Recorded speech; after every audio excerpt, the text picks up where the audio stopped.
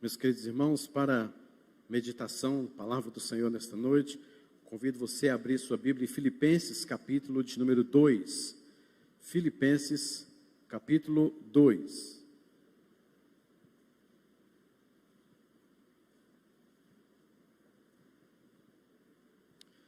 Nós já apresentamos alguns visitantes no início do culto, mas queremos também dar boas-vindas ao nosso querido pastor Marcos Paixão, está aqui também juntamente com seus familiares. Deus abençoe, prazer novamente tê-lo aqui conosco. Deus os abençoe em nome de Jesus. Outros visitantes que chegaram já depois também da nossa saudação, que Deus os abençoe também em nome de Jesus. Sejam todos muito bem-vindos. Filipenses capítulo de número 2, versículos 12 a 18. Capítulo 2, 12 a 18. Assim, pois, amados meus, como sempre obedecestes, não só na minha presença, porém, muito mais agora, na minha ausência, desenvolvei a vossa salvação com temor e tremor, porque Deus é quem efetua em vós tanto querer como realizar segundo a sua boa vontade. Fazei tudo sem murmurações, nem contendas, para que vos torneis irrepreensíveis e sinceros, filhos de Deus inculpáveis no meio de uma geração pervertida e corrupta, na qual resplandeceis como luzeiros no mundo, preservando a palavra da vida, para que no dia de Cristo eu me glorie de que não corri em vão, nem me esforcei inutilmente. Entretanto, mesmo que seja eu oferecido por libação sobre o sacrifício e serviço da vossa fé, alegro-me e com todos vós me congratulo. Assim vós também, pela mesma razão, alegrai-vos e congratulai-vos comigo. Senhor, é a tua palavra que está sendo lida e exposta, e nós pedimos a tua bênção em nome de Jesus, para que o Senhor venha falar conosco profundamente, nos alimente e faça com que nos tornemos praticantes da tua palavra e não somente ouvintes, em nome de Jesus. Amém, Senhor. Meus irmãos, estamos trabalhando em cima do tema deste ano sobre fé, esperança e amor. E especificamente no mês de janeiro estamos falando sobre fé, esperança e amor em busca da santidade. E este texto nos fala sobre santidade ou santificação, ou o próprio fato do texto estar nos dizendo: desenvolvei a vossa salvação. E é sobre isso que nós vamos falar então, sobre o desenvolvendo a nossa salvação em busca da santidade pela fé. E este texto está nos mostrando exatamente como devemos desenvolver a fé, quem é aquele que sustenta e faz com que nós permaneçamos fiéis na perseverança da fé, buscando ou em busca de uma santidade que agrada a Deus. Aqui, queridos, nos versículos anteriores, inclusive já estávamos meditando no livro de Filipenses, na passagem anterior, Paulo está tratando sobre a alegria de ver aqueles irmãos, ou de saber notícias daqueles irmãos por meio de Epafrodito, e saber que eles estão firmes na fé, estão realmente sendo cooperadores do Evangelho. Mas Paulo diz no capítulo de número 2, versículo de número 2, assim: completai a minha alegria, de forma ou de modo que penseis a mesma coisa. Paulo está dizendo assim: vocês são uma bênção, vocês são pessoas abençoadas, vocês são cooperadores na fé, mas vocês podem ir um pouquinho mais além.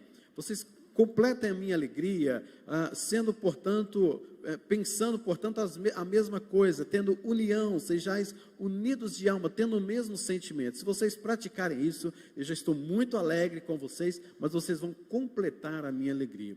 Porque os filipenses, por mais que seja uma igreja tão abençoada, tão próxima ao apóstolo Paulo, tão íntima ao apóstolo Paulo, pois esta igreja o ajudou diversas vezes nas suas viagens missionárias. E aqui a gente vê então que Paulo destaca um problema ali naquela igreja, narrado por Epafrodito, que era o fato daqueles irmãos, ainda que tão abençoados, estavam permanecendo desunidos. Não havia união, não havia uma comunhão de fato, havia dissensões, havia algum tipo de partidarismo, inclusive 2 mulheres encabeçavam esse partidarismo, que nós vemos aí no capítulo de número 4, versículo 2, Evódia e Sintique. Então, era uma igreja também problemática. E Paulo agora está tratando no versículo de número 5 ao versículo de número 11, para que aquela igreja tivesse o mesmo sentimento que houve em Cristo Jesus, porque ele sim deveria se gloriar pelo fato de ele ser o próprio Deus. Ele deveria se fazer tantas outras coisas porque ele era Deus, mas ele não fez. Ele se tornou obediente até a morte e morte de cruz. Ele não reclamou, ele não murmurou, ele não criticou, pelo contrário, como diz o profeta Isaías, há 600 anos antes de Cristo, que ele foi para a cruz como um cordeiro mudo, silenciado, e assim foi Jesus, mesmo recebendo tantas pancadas, mas ele permaneceu em silêncio como um servo que obedece ao seu Senhor. Cristo Jesus como um servo obedecendo a seu Pai. Logo, esta deve ser a atitude ou as atitudes de uma igreja que está cada vez mais caminhando para uma vida de santidade. Ela tem que ser comparada ao Senhor Jesus. O alvo da igreja é parecer com Cristo. A meta da igreja até o último dia é se santificar para cada vez mais se parecer com Cristo. Então, a causa principal que Paulo está escrevendo nestes primeiros versos é o fato de estar presente naquela igreja. O egoísmo, a busca dos próprios interesses, o fato de se considerarem cada um superior aos outros, e Paulo então coloca este exemplo de Cristo. E no texto que nós lemos, no capítulo de número 2, de 12 a 18, Paulo agora está nos mostrando 4 áreas nas quais o Espírito Santo de Deus desejava e deseja trabalhar na igreja dos Filipenses, deseja trabalhar na nossa igreja, comigo e com você. Esses irmãos e nós devemos crescer para nos tornarmos semelhantes a Cristo Jesus. Este é o foco do capítulo 5 ao capítulo 2, 5 a 11. Primeira coisa, então, queridos, que precisamos entender como uma exortação do apóstolo Paulo para esta amada igreja, é que nós precisamos desenvolver a nossa salvação. Está muito claro aí no texto. Desenvolvei a vossa salvação. Essa é a primeira exortação e esse é o primeiro ponto que Paulo destaca em detrimento da situação que aquela igreja estava passando. Ou seja, aqueles irmãos não estavam crescendo tanto assim na fé, no amor, na esperança, porque eles estavam preocupados consigo mesmos. Eles estavam tendo uma desunião de tal forma que essa desunião, esse ponto que Paulo destaca, atrapalhava com certeza o desenvolvimento, a caminhada daqueles cristãos em fé, esperança, em amor, em crescimento de busca pela santidade. É interessante nós percebermos que esses irmãos são convertidos, são crentes no Senhor. Eles foram salvos da culpa do pecado mediante a fé, e assim são todos aqueles que creem em Cristo Jesus. Eles foram justificados. Mas, queridos, a salvação da culpa do pecado, que a gente chama então de justificação, é apenas um começo de uma vida e de um longo processo que vai durar a sua vida inteira, que iria durar a vida inteira dos filipenses. Só terminará este processo quando na ocasião da vinda do Senhor Jesus Cristo. Então perceba que a salvação não é apenas um ato. A salvação é um ato quando nós trabalhamos a justificação. Você é declarado justo diante de Deus, logo você está salvo. Mas é interessante nós percebermos algumas coisas ainda, que nós não precisamos ser salvos apenas da culpa do pecado, ou seja, não precisamos apenas ser justificados. Há algo mais do que a justificação. Nós precisamos também ser salvos do poder do pecado, que aí é o que nós tratamos da santificação. quando eu estou trabalhando e desenvolvendo a minha salvação, em outras palavras, eu estou sendo salvo do poder do pecado, e isso significa santificação. E mais, não apenas isso, eu também estarei salvo da presença do pecado, que é a glorificação, e teremos eternamente no ato da glorificação eterna, lá no céu com o Senhor. Então perceba que salvação, meus irmãos, é um processo. Não é simplesmente dizer, eu sou salvo, então agora só vou esperar a vinda de Cristo, só vou esperar o dia da minha morte, né? E está tudo bem, eu vou ser salvo mesmo. Nada disso. A salvação, a vida cristã, ela não é algo estático, não é algo com a qual você não deve se preocupar, não deve fazer nada, ou simplesmente cumprir alguns ritos religiosos. Você precisa desenvolver a sua salvação, querido. Você está entendendo isso? Você precisa ser mais crente do que você era ontem. Você precisa andar mais com Deus do que você andava no ano passado, no dia de ontem. Nós não podemos viver uma vida estática, uma vida cristã, a 1001 maravilhas, como se tudo estivesse bem. Não, queridos, desenvolva essa sua salvação, em nome de Jesus. Desenvolva isso, abra os seus olhos. Nós precisamos com urgência, porque nós estamos imaginando que já que fomos salvos, de uma vez salvos, somos sim salvos para sempre, então não precisa de fazer mais nada. Já sou um crente muito bom, já dou um dízimo, já vou à igreja, levanto a mão, oro, está tudo bem. Não, queridos, precisamos de muito mais do que cumprir ritos religiosos. Não que aqueles irmãos e nós deveríamos buscar pelas boas obras para sermos salvos. Você sabe o que eu estou dizendo? Nós não somos salvos pelas obras, mas nós somos salvos para as boas obras. E são essas boas obras que Paulo trata em Efésios, no capítulo de número 2, que Paulo também está dizendo aqui, que a partir do momento em que eu fui convertido por obra do Espírito Santo, eu preciso, como responsabilidade minha mesmo, desenvolver a minha salvação. O ponto central que Paulo está tratando aqui, que eles deveriam desenvolver a salvação deles, em detrimento da falta de comunhão que eles tinham. Eles não podiam continuar sendo o que eram. Mas a gente pode aplicar isso tanto na área da união, porque você está em comunhão uns com os outros, em unidade uns com os outros, tendo o mesmo amor, o mesmo sentimento.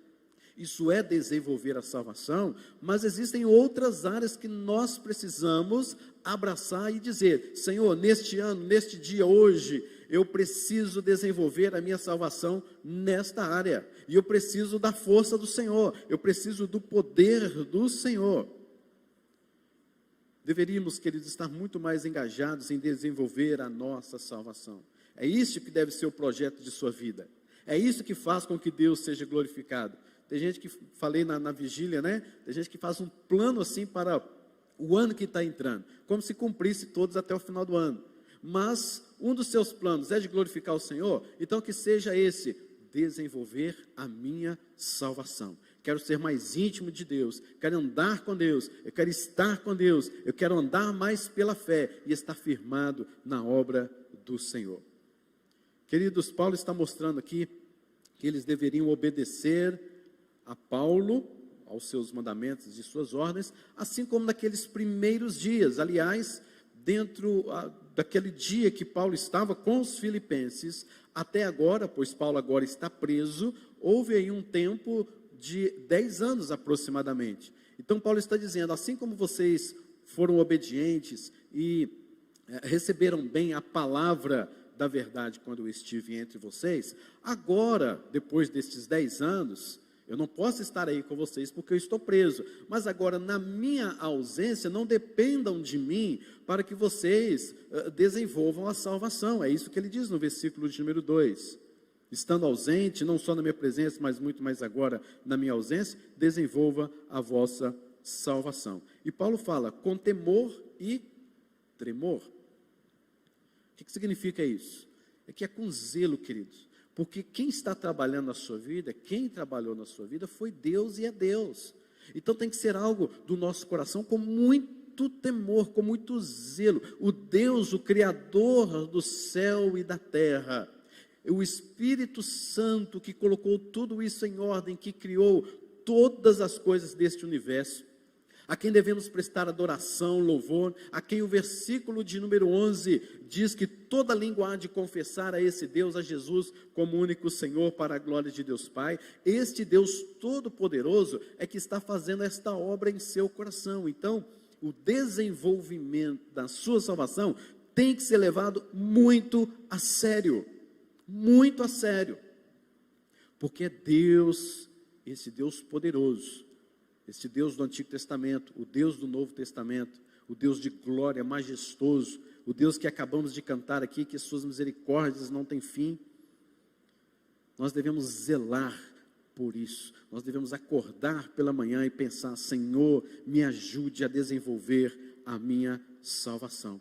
E Paulo continua dizendo no versículo número 13, porque é Deus quem efetua em vós tanto querer como realizar.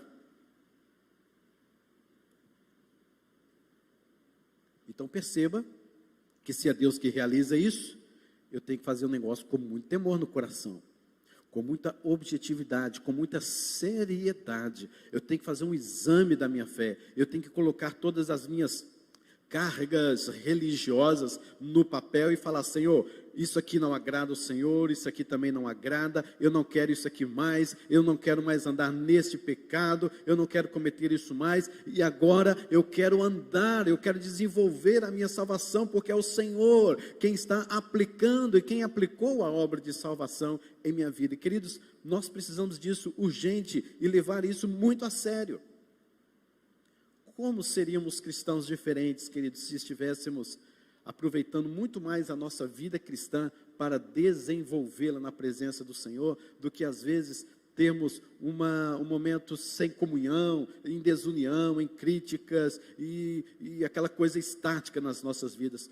Como poderíamos entrar 2021 diferente se nós estivéssemos dedicado muito mais tempo na nossa vida cristã a andarmos mais com Deus, em intimidade com o Senhor? É Deus quem efetua, é Deus quem opera, é Deus quem realiza em nós o seu querer. É preciso, querido, que nós desejemos ser mais santo, a confessar os nossos pecados. O fato é que a nossa natureza pecaminosa não nos deixa, né? Eu sei que é difícil, eu estou falando isso, mas eu sei que é difícil, porque há em mim ainda aquela natureza pecaminosa. Antes de eu ser convertido, eu andava conforme Satanás, conforme o mundo, conforme a minha carne. Quando eu me converti, esses três se tornaram inimigos diretos contra mim, e eu os amo, e eu os desejo muitas vezes. Então lutar contra esses que tornaram meus inimigos não é fácil, porque a minha carne quer satisfazer os seus desejos. O Satanás e o mundo estão aí ditando coisas contra a minha vida, e são coisas que parecem ser boas demais, fáceis demais, mas eu preciso, queridos, suplicar a Deus que deseja e aplica, efetua em nós o querer dele e o realizar dele segundo a boa vontade. Então, olha que coisa maravilhosa, né? Não pense que, Senhor, está por minha conta agora, mas o que eu faço?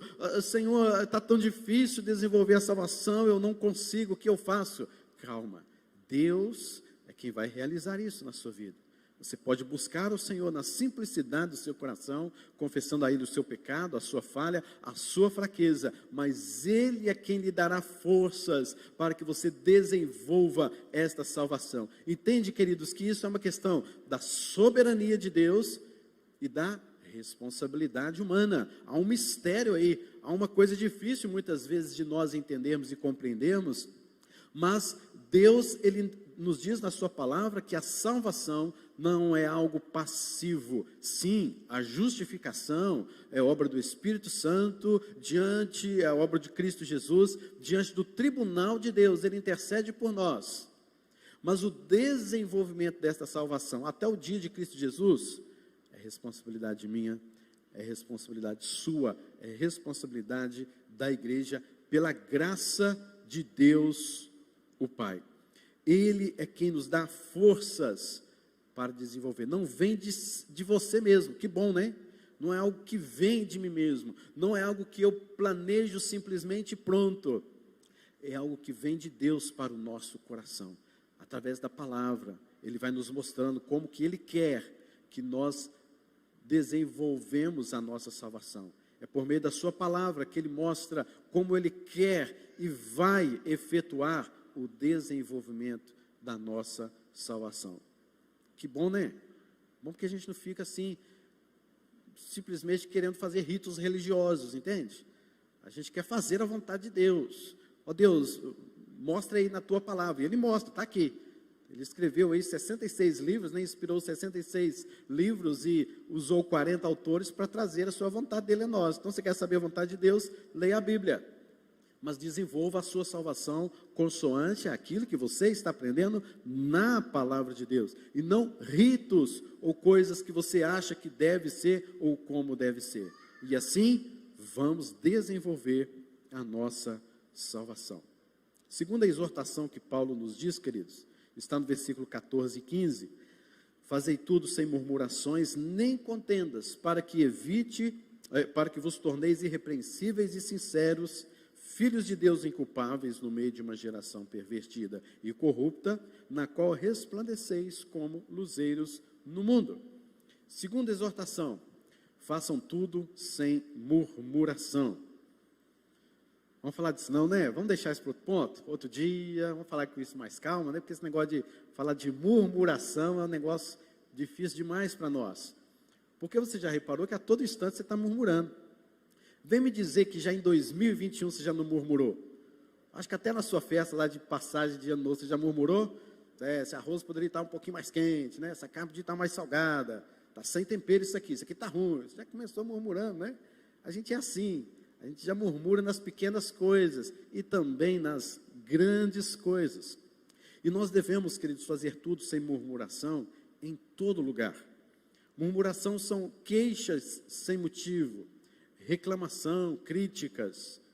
Contendas são brigas, discussões aleatórias por bobagem que desfaz até uma amizade. Causa divisões e causou divisões na igreja de Filipos. Paulo está fazendo isso aqui, queridos, na verdade, quando você vai observar um pouco mais de como está a estrutura deste texto, você percebe que Paulo está lembrando os filipenses do Israel do Antigo Testamento. Ele volta-se para o Antigo Testamento e mostra para esses irmãos como que Israel murmurava o tempo todo, principalmente no que diz respeito àquela caminhada, a saída do Egito à terra prometida, onde eles se queixavam de absolutamente tudo. O sol está muito quente, poderíamos andar menos, poderíamos andar mais, não temos água, o que nós estamos fazendo aqui? Vamos voltar, vamos matar Moisés, não vamos matar hoje não, vamos matar amanhã, deixa para outro dia, esquece. O povo estava murmurando a todo o tempo, e este exemplo dos judeus no Antigo Testamento se tornou um paradigma de murmuração. Você quer aprender sobre murmuração? Não aprender a praticar murmuração, mas quer aprender acerca de murmuração? É só você ler lá o livro de Êxodo, por exemplo, livro de Números, Deuteronômio, você vai ver Levítico, como o povo murmurava. Então se tornaram um paradigma de murmuração, e Paulo está dizendo, façam tudo sem murmuração, sem briga, fiquem satisfeitos, se alegrem com a vitória do outro. E Paulo, em contraste com essa murmuração, é o que ele fala no capítulo de número 2, versículos de 5 a 11, colocando Jesus em evidência, mostrando que em momento nenhum ele murmurou, mostrando que em momento nenhum ele desacatou alguém ou fez alguma coisa que desagradasse ao próprio Pai. Não teve contendas, não houve ali nenhum tipo de ódio no coração de Jesus, mas em silêncio ele foi para a cruz. E Paulo destaca, então, no versículo de número 5, pelo menos 3 coisas que são propósito, o objetivo, para que eles não se tornassem murmuradores e nem contenciosos como o povo do Antigo Testamento. Pelo menos 3 propósitos estão claros aí no versículo de número 15. Primeiro, para que sejam irrepreensíveis e puros. Irrepreensível é dizer, para que vocês não tenham nenhuma mancha com quem vocês se relacionam. Ou seja, a murmuração mancha a reputação e o caráter do Evangelho e também da igreja. Quantas vezes eu já conversando com pessoas que não são da igreja, né? e fala assim, fulano de tal da sua igreja? Eu falo assim, é. Para que fui falar que é, né? É melhor ter falado, não, estou lembrado dessa pessoa, o que é mesmo? Ah, porque é uma pessoa difícil, viu? Murmuradora, contenciosa, e ela é da sua igreja, vai para a sua igreja e diz que é crente. Fala o quê, né? É isso mesmo. Aí a gente vai, né? Ah, não, mas Deus vai tratando, a gente é assim mesmo, né? Mas existem esses fatos mesmos, de pessoas serem boazinhas dentro da igreja, mas lá fora são murmuradores, são contenciosos, não tem disciplina, fala tudo que vem na mente, né? Os negócios assim doido. A Bíblia fala que é tolo quem fala sem antes refletir, está lá em Provérbios. Aí a pessoa vem e fala um monte de coisa para o patrão, fala um monte de coisa para o funcionário, fala um monte de coisa para a pessoa pensa, ixi, você é crente, é? Parece não. Só murmura, só fala, só tem contenda, só tem briga. Paulo está falando para que vocês sejam irrepreensíveis, ou seja, para que vocês não manchem o evangelho e nem o caráter da igreja. E, em segundo lugar, para que sejam filhos de Deus inculpáveis. Não é que eles não eram filhos de Deus, eles já eram filhos de Deus. E Paulo está falando exatamente isso, para que vocês sejam de fato filhos de Deus, como de fato vocês são, que não tem culpa no cartório. Que as pessoas olhem para vocês e vejam que vocês são inculpáveis. Inculpáveis onde? No meio de uma geração pervertida e corrupta. Agora, eu acho que essa geração pervertida e corrupta era só lá, né?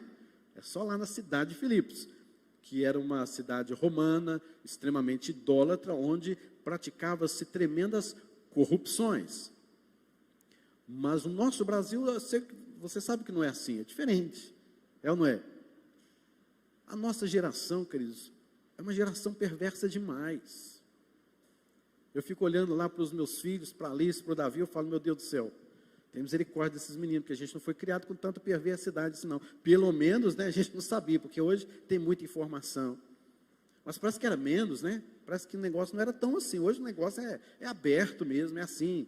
A televisão, é no rádio, é na internet, é tudo aberto. Nós estamos diante de uma perversão terrível. Como educar filhos nesta geração, eu não sei. Que Deus nos dê graça, em nome de Jesus.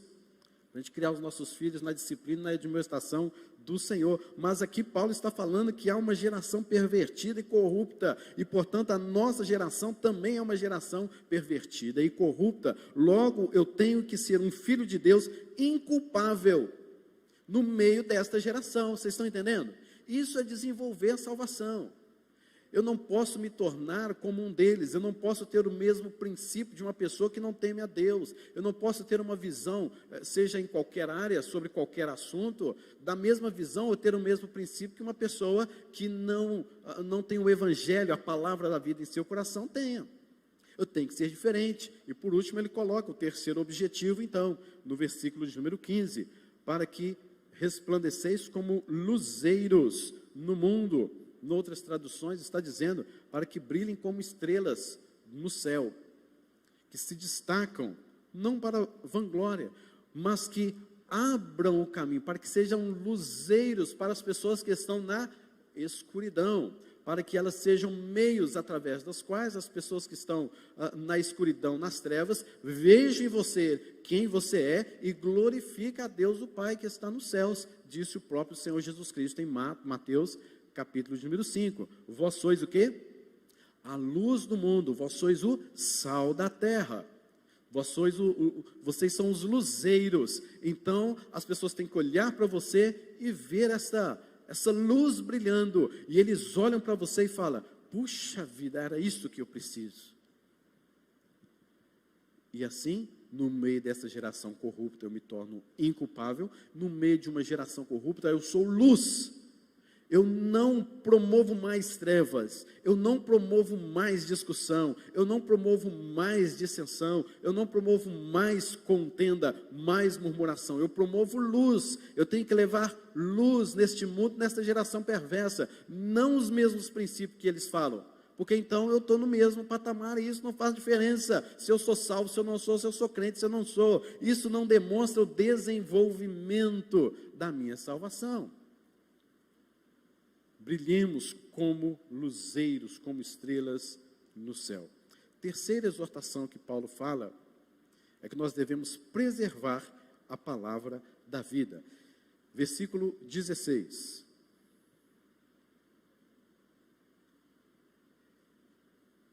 Preservando a palavra da vida, para que no dia de Cristo eu me glorie de que não corri em vão, nem me esforcei inutilmente. Preservar, querido, a palavra da vida tem dois sentidos básicos. Primeiro, espalhar para outras pessoas a palavra, para que elas tenham vida. E também reter firmemente a palavra da vida, o Evangelho, como eles receberam, apegando-se a ela, firmando-se na palavra, para ser o padrão dos fiéis e crescer em santidade. Então, preservar a palavra da vida está ligado ao versículo de número 15, ao versículo de número 14, onde quando eu não pratico estas coisas, eu estou preservando o Evangelho, eu estou não deixando com que o Evangelho seja manchado, e quando eu faço isso, eu estou desenvolvendo a minha salvação.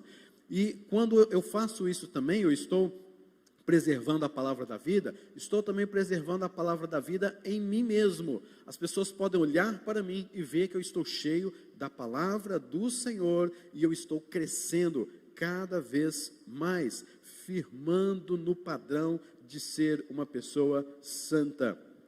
Aqueles irmãos deveriam parar de ser murmuradores e se apegar muito mais à palavra. Está vendo que tudo envolve a palavra? Você quer deixar de ser um murmurador? Apegue-se à palavra de Deus. Você quer deixar de ser um contencioso? Vem falar que você não é. É lógico que é.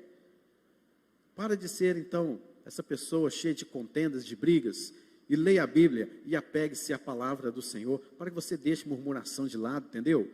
Para que você cresça, assuma essa postura, confesse esse pecado diante do Senhor, pare de ser murmurador, pare de ser contencioso, desenvolva a sua salvação, pare também de ser fofoqueiro, né?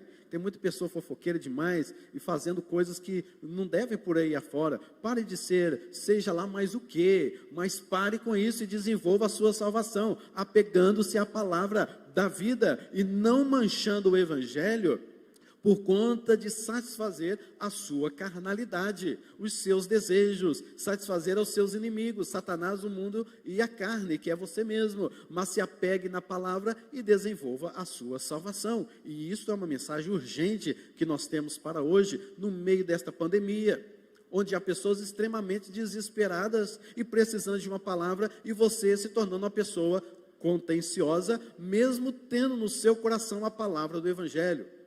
Então você tem que ser luz no meio dessa pandemia, você tem que trazer a esperança no meio desta pandemia, você tem que reluzir a sua fé no meio desta pandemia, ou em qualquer circunstância, resplandecer ao seu amor, não trazer princípios obsoletos, obscuros, superficiais, que não trazem absolutamente mudança nenhuma, e na vida de ninguém.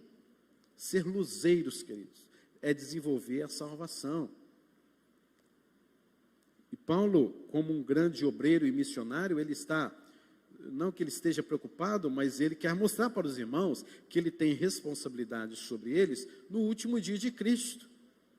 Ele está dizendo aqui que preserve a palavra da vida, para que lá no dia de Cristo, eu me glorie de que eu não corri em vão e nem me esforcei inutilmente. Paulo está dizendo assim, eu quero que lá naquele último dia, quando Jesus voltar, e nós veremos isso, Paulo esteja assim, que coisa boa, os irmãos estão aí, firmes, eles desenvolveram a salvação, eles estão caminhando para o céu em santidade, eles já experimentaram muito da santidade que nós teremos agora na entrada do céu, eles experimentaram em muito isso aqui na terra, então não foi inútil o meu esforço, as minhas admoestações, o meu falar, o meu pastoreio, as minhas exortações, eles desenvolveram a salvação. Queridos, nós como pastores, ou talvez você como líder de algum grupo, pastoreia algum grupo de alguma forma, ou uma pessoa, você tem que pensar nisso, que no último dia Deus te pedirá conta.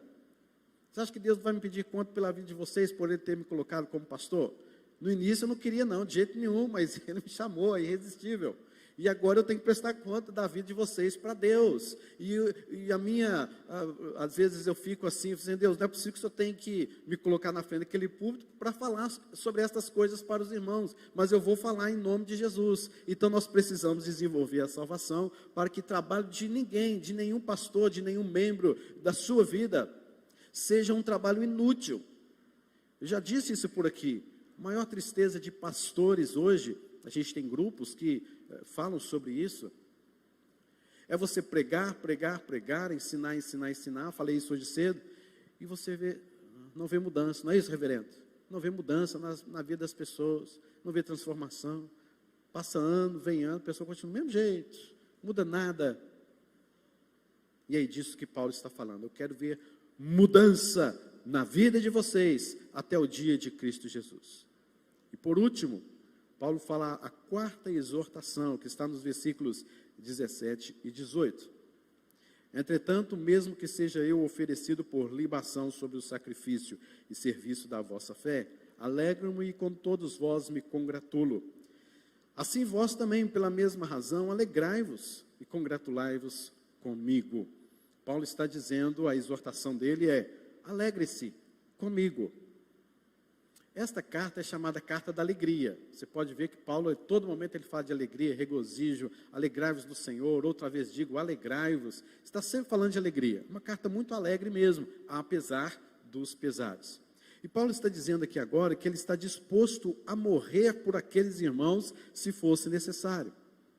Ele expressa o seu contentamento pelo fato de estar preso e mesmo diante da possibilidade de ser condenado e executado. Nesse momento, Paulo estava na prisão, ele já havia sido julgado e estava esperando o veredito de todo o Império Romano, do Tribunal Romano. Ou ele seria preso, ou ele seria livre daquela acusação. E neste momento, queridos, Paulo está mostrando aqui para os irmãos que, se fosse necessário morrer por eles, porque Paulo estava preso e quase sendo condenado por causa desses irmãos, ou por causa do Evangelho como um todo, se fosse necessário ele morria, para que aqueles irmãos continuassem desenvolvendo a salvação, para que aqueles irmãos fossem motivados ainda mais a andar mais com Deus. Se fosse necessário ele morria por conta disso, ele estava pronto. Ele mesmo fala, que seja eu oferecido por libação sobre o sacrifício. Aí a gente tem que voltar lá no Antigo Testamento e ver que negócio é esse, né?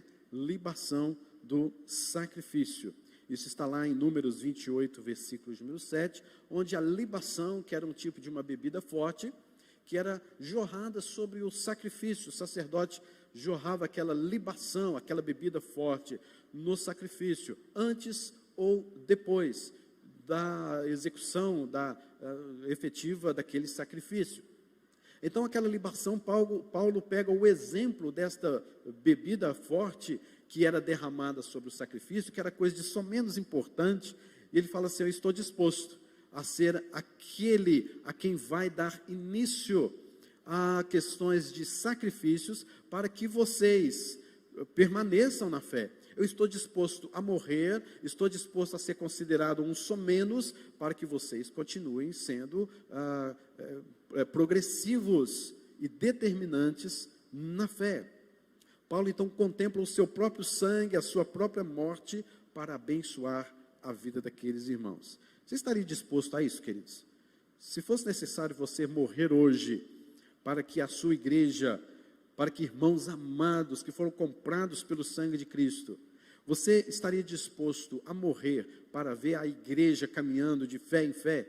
Se dependesse da sua morte para que pessoas fossem despertadas a desenvolverem a sua salvação, a santidade, a vida com Deus, se alguma coisa assim acontecesse de forma tal que era necessário você morrer para acontecer isso, você estaria disposto? Pois era isso que Paulo está aqui nos dizendo. E ele fala do serviço, né? No versículo de número 17, o serviço da vossa fé. Paulo está falando aqui da liturgia, o serviço, quando o sacerdote tinha toda aquelas ordens para efetuar o sacrifício. Então, ele coloca, eu estou pronto a serviço da vossa fé, fazer tal coisa. E aí no versículo de número 18, que nós encontramos então esta exortação: alegrem-se. A alegria do Senhor é o que para nós, queridos? Segundo Neemias, a alegria do Senhor é a nossa força. Então nós precisamos, queridos, para desenvolver a nossa salvação em busca de santidade, precisamos ser alegres. Alegres, queridos, não é, você sabe que não é aquele sorriso amarelo que de vez em quando você passa para mim. Quando eu pergunto a você se está tudo bem, as coisas estão caindo na sua casa, você está dizendo, não, está tudo bem, tudo jóia, pastor, beleza. E as coisas acontecendo na sua casa, né? Não é esta alegria que eu estou falando. Estou falando de uma alegria verdadeira. Jesus é a nossa alegria verdadeira. Então alegrem-se. Vamos nos alegrar sempre na presença do Senhor, em desenvolvimento, na presença de Deus, no serviço, na liturgia da nossa vida com Deus. Ainda que seja necessário você morrer, mas vamos nos alegrar sempre no Senhor. Para encerrarmos, queridos, então nós aprendemos que a justificação pela fé é apenas um começo. Você precisa desenvolver esta salvação. Ele quer fazer você, Deus quer fazer com que você experimente a santificação, experimente a libertação na prática, aqui na sua vida. Experimente algo que virá ainda na glorificação. Aprendemos a relação entre o agir de Deus e nossa responsabilidade, né? Porque tanto querer quanto realizar vem de Deus, e graças a Deus por isso. Mas é ao mesmo tempo uma responsabilidade minha, nossa. Você não fica esperando sentir alguma coisa para buscar a Deus. Você o busca. E você confessa a Deus o seu pecado. E Ele vem e o abençoa. Aprendemos, queridos, como as nossas reclamações e murmurações destroem o nosso testemunho diante do mundo. Nós precisamos perceber que a cristandade consegue muitas vezes, os cristãos conseguem muitas vezes se dividir e brigar por coisas tão tolas, banais, passageiras, quando nós temos inimigos e alvos bem maiores na nossa vida cristã. Colocamos discussões, seja em qualquer área social, área da amizade, relacional, política, financeira, saúde, a um nível tão assim, e nós nos preocupamos tanto quando temos coisas muito maiores, coisas celestiais a estar desenvolvendo. Aprendemos que a recompensa será dada somente em Cristo Jesus na glorificação, e que o nosso trabalho é, se necessário for, morrer por Cristo, morrer pela igreja, sendo derramado como libação. Então, queridos, que desenvolvamos assim a nossa salvação, em nome de Jesus. Amém, queridos? Quero orar por você nesse instante. Senhor, abençoe as nossas vidas, ó Pai. Nós somos pessoas que precisamos muito da vontade do Senhor, do querer, do efetuar do Senhor em nossas vidas. Porque muitas vezes nós somos banais, muitas vezes nós buscamos coisas tão superficiais, discutimos, falamos coisas, ó Deus, que nem agrada ao Senhor, nem nos fazem crescer, não nos fazem amadurecer. E ficamos ali, Deus, talvez até anos, e a gente não desenvolve a nossa salvação como o Senhor gostaria que nós a desenvolvêssemos. Por isso nós pedimos que o Senhor nos perdoe e faça com que a nossa vida esteja sempre como o próprio Cristo Jesus, que sejamos como Ele, que busquemos a santificação, que o Senhor nos desperte em nome de Jesus a desenvolver a nossa salvação, a buscar sempre a glória do Senhor e não a nossa própria. Nos ajude, nos fortaleça, para que possamos desenvolver a nossa salvação orando mais, lendo mais a Bíblia, estando mais na igreja em comunhão uns com os outros, tendo mais intimidade com o Senhor dia após dia. Nos ajude, tire da nossa mente de que já que somos salvos não precisamos fazer mais nada, mas que possamos, em nome de Jesus, crescer na graça e no teu conhecimento. É a oração que fazemos em nome de Jesus. Amém. Que Deus abençoe, querido, sua vida com esta palavra, em nome de Jesus.